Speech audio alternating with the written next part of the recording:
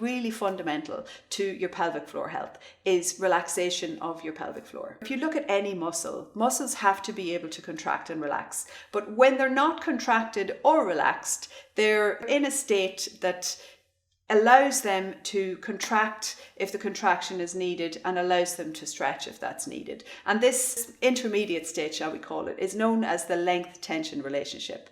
And if you think about your muscle, within your muscle you have all these different little fibers. And if we want to explain it simply, we can say that there's a relationship between these filaments and they should be close enough that they're able to contract and that they're able to stretch.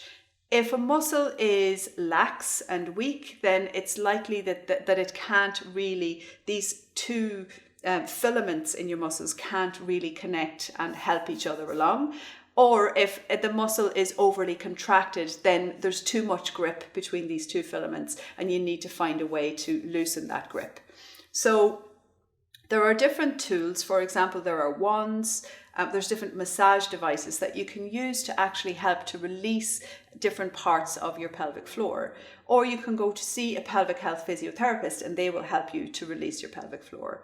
But there's also a lot you can do by yourself. So when it comes to doing stretching, so there's a lot of different yoga techniques that you can use to help stretch out your pelvic floor. So if you're interested in learning a little bit more about relaxation of your pelvic floor, we're going to do a little video on Thursday of this week where we actually go through a sequence that allows you to create some relaxation and some stretching of your pelvic floor. This will help a lot with your pelvic floor function because the pelvic floor needs to be able to stretch and contract.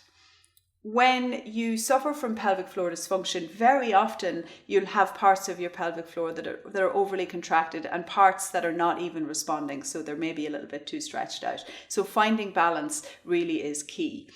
And if you think about when you're moving about in the day, when you're walking, if you have incontinence and you're walking around constantly trying to prevent yourself from having a leakage, then you might have a tendency to contract a lot. And when that happens, actually that can aggravate the situation. So it's really important to learn how to relax.